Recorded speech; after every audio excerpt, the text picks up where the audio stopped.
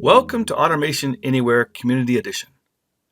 To get started, click the Control Room URL link in the email message you received upon submitting your request for the Community Edition. The Control Room launches. Enter your user credentials from the email message and click the Login button to log into the Control Room. Next, click the Download Client button. After the download completes, double-click the zip file and extract its contents.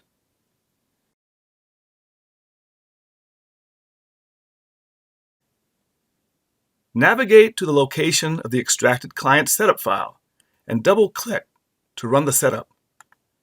Allow the setup program to download any prerequisites if needed, and proceed with the installation.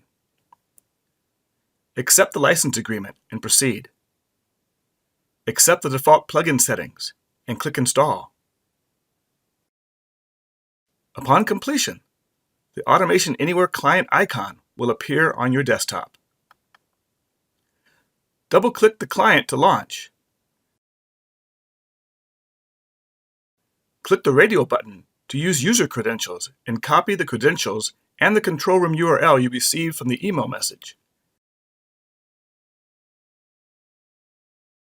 Click Login. Congratulations! You are ready to automate and create your first bot.